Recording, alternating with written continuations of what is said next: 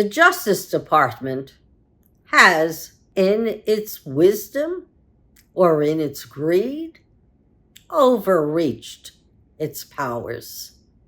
It's done exactly what the judicial reform system would have done in Israel. It's overturned all the checks and balances on our democracy. In one fell swoop, they've overturned the federal administrative state. Many will say that's a good thing because there's too much regulation. Better to have too much protection of people than too little. And I'm for protecting we the people.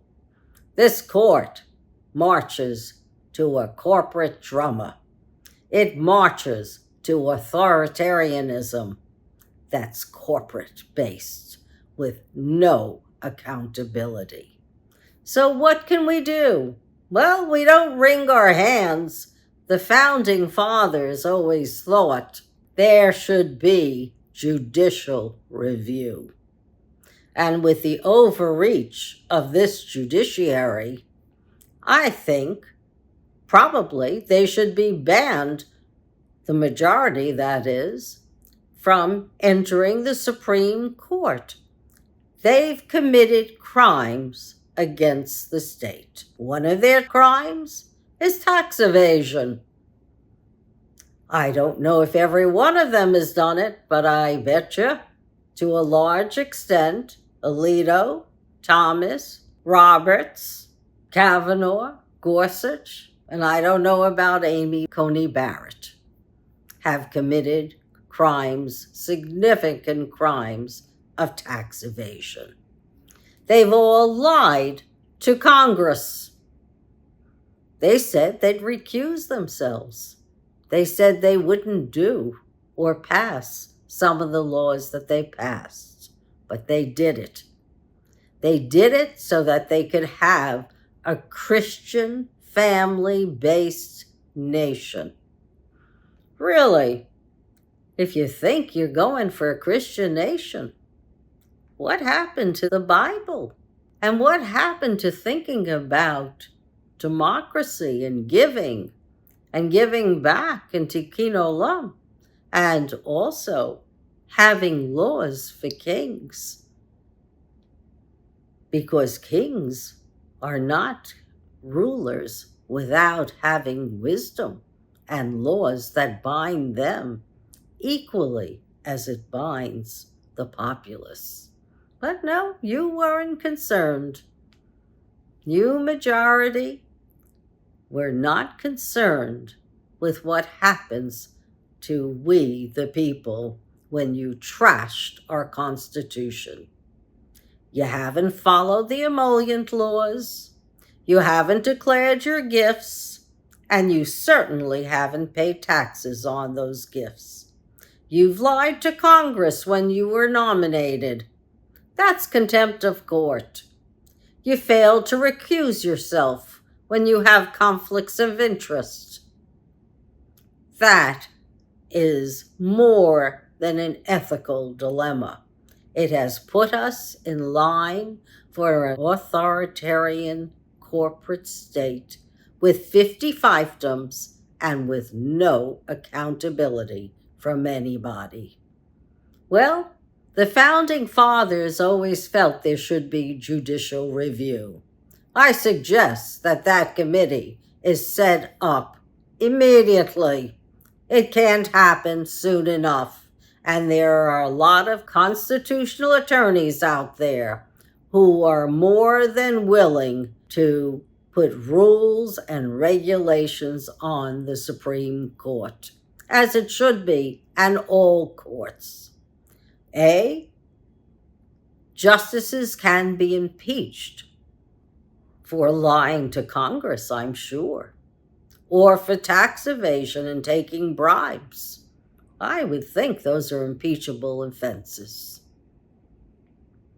So, no need to come back, most of you.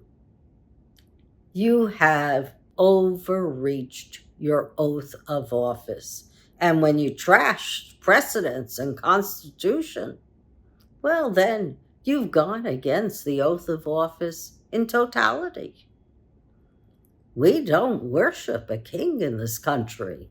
We're a democracy.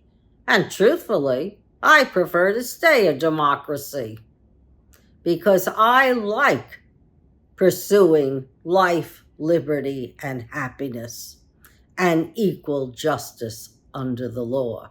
And you haven't done it.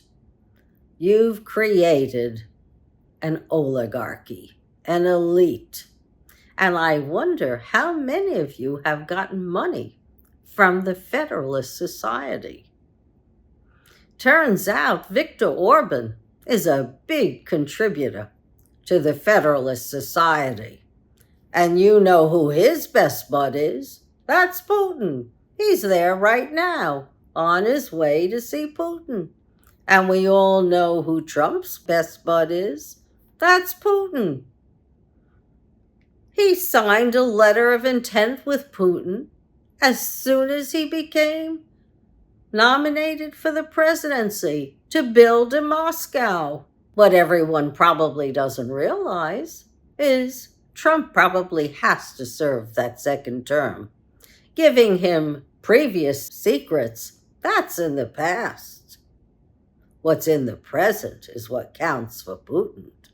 And if he's a good boy, Trump, Putin will reward him with land in Moscow and billions. And trust me, nobody gives you billions for nothing. He'd like to build in Crimea, but I'm kind of hopeful that Zelensky is going to take back Crimea. And the only thing that Putin's going to get out of this whole deal is Donbass.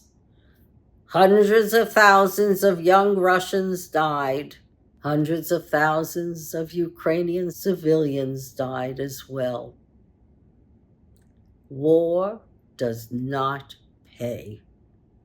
Not when you've got a despot who goes in for his pleasure because he doesn't like the fact that Ukraine is surviving as a democratic sovereign nation on its own without him.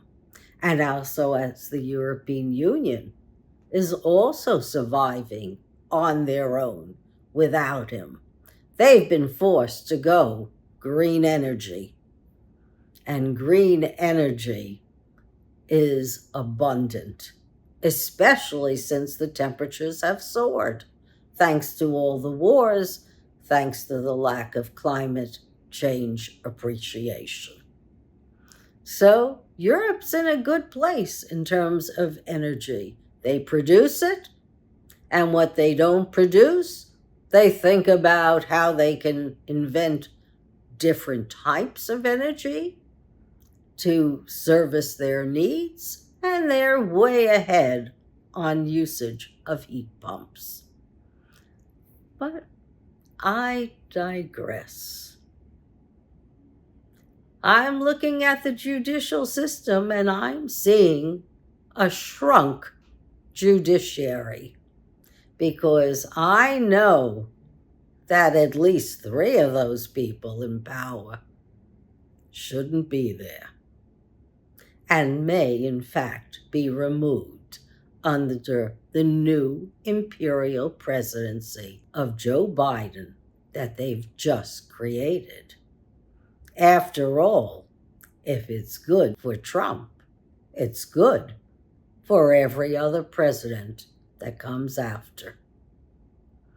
So I don't see wringing my hands or weeping. I say, use the cards we're dealt with. Get rid of this judiciary that thinks that it can destroy our Constitution and our checks and balances, and move forward. Live in the present.